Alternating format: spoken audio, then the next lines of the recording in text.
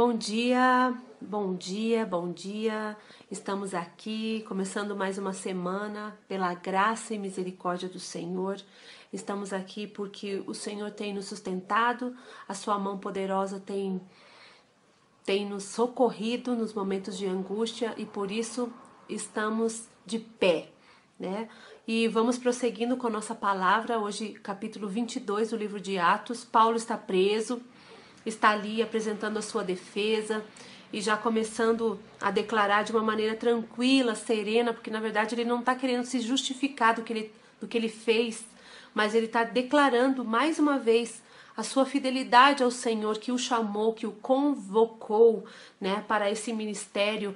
Na verdade não foi o outro, senão o próprio Jesus, quem se manifestou a ele no caminho de Damasco e disse que ele seria, né, um vaso, ele era um vaso precioso, que ele era alguém que queria ser muito usado nas mãos do Senhor, e nós vemos ele discorrendo sobre isso, o encontro com o Senhor, né,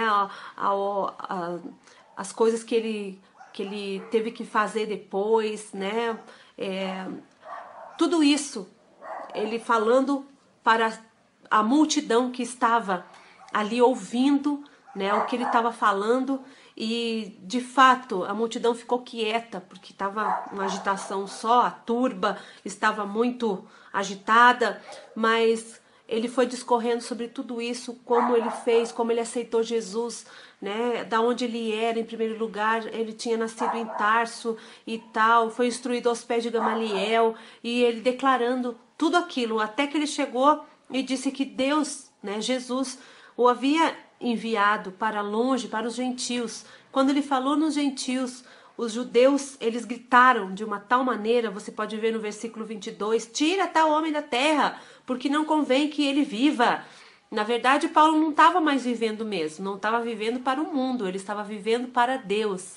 E tudo que ele estava fazendo, de fato, era porque ele já tinha morrido para o mundo e ele estava vivendo para Deus, porque ele escolheu isso. Ele escolheu renunciar ao mundo e às concupiscências dos olhos, da carne, de tudo, e viver a vida, né, de Jesus. E ele estava indo para o sofrimento, para o açoite, né? A gente pode ver as prisões que ele teve, até a sua morte. A gente sabe que ele tinha escolhido isso, né? Ele era um discípulo de Jesus porque ele tinha encontrado o Senhor, ele tinha tido um encontro real, não foi alguém que falou, não, ele realmente caiu do cavalo e Jesus apareceu a ele, se manifestou a ele de uma tal forma que tudo o que estava acontecendo, ele poderia dizer assim, olha, tudo isso que vocês tentam fazer, me açoitando, me prendendo, nada disso vai importar, porque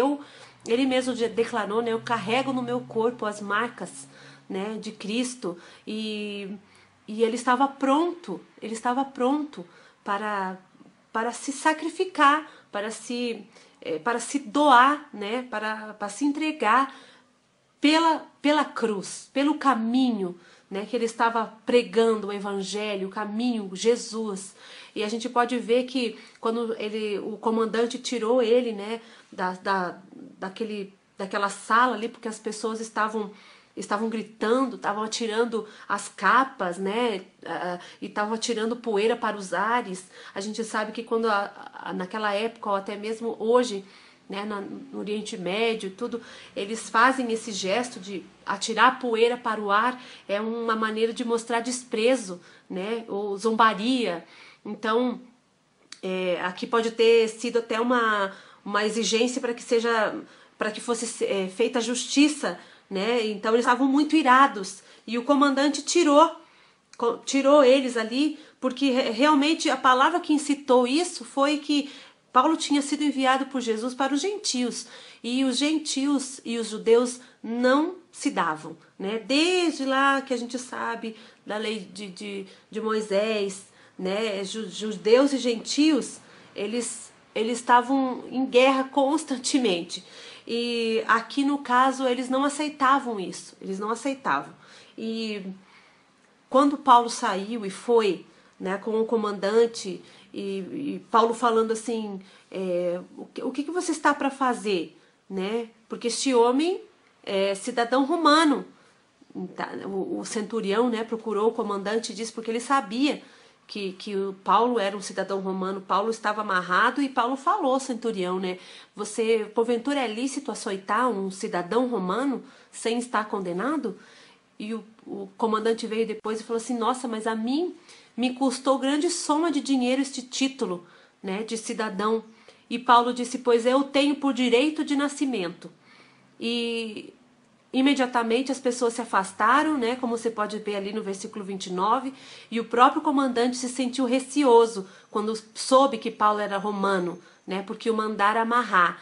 Então, Paulo soube se posicionar na hora certa, porque não ia descer um anjo do céu e ia falar, não, amarrem ele porque ele é cidadão romano. Não, ele soube se posicionar e abriu a sua boca naquele momento, porque era o momento correto dele falar que ele era cidadão romano. E ele fazendo isso, as pessoas viram a grande burrada encrencada que estavam fazendo e deixaram ele, né? Ele tinha que ter uma condenação, na verdade. Ele não estava, eles estavam pegando ele de qualquer jeito e fazendo, não. Ele tinha trâmite, né? Tinha tinha que se certificar do que ia acontecer. Não era assim de qualquer jeito. E Paulo estava falando, né? Eu tenho, por direito, sou cidadão romano. Ou seja, no momento que era para falar, Paulo falou. Paulo se posicionou, né? Ele não esperou que descesse o anjo do céu ou que Deus bradasse na hora, mas ele falou, né, o que ele tinha para fazer, o que ele tinha que falar. Ou seja, aquilo que nós temos que falar, aquilo que nós temos que fazer, ninguém vai fazer. O Senhor não vai fazer. A palavra que eu deixo para você hoje é, se você tiver que se posicionar diante de uma situação, diante de um fato, se posicione, porque Deus não vai fazer isso por você. E Ele não está criando filhos mimadinhos, Ele não está criando filhos imaturos.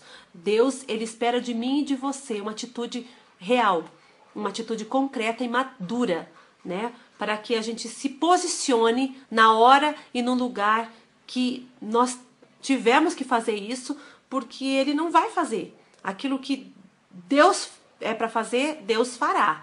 Aquilo que for da gente, pra gente fazer, é a gente que vai ter que fazer. Deus não vai fazer por nós. Então, de uma vez por todas, que fique bem claro, né, diante das nossas condições hoje, que o Senhor, Ele espera isso de nós, uma atitude real, uma atitude concreta.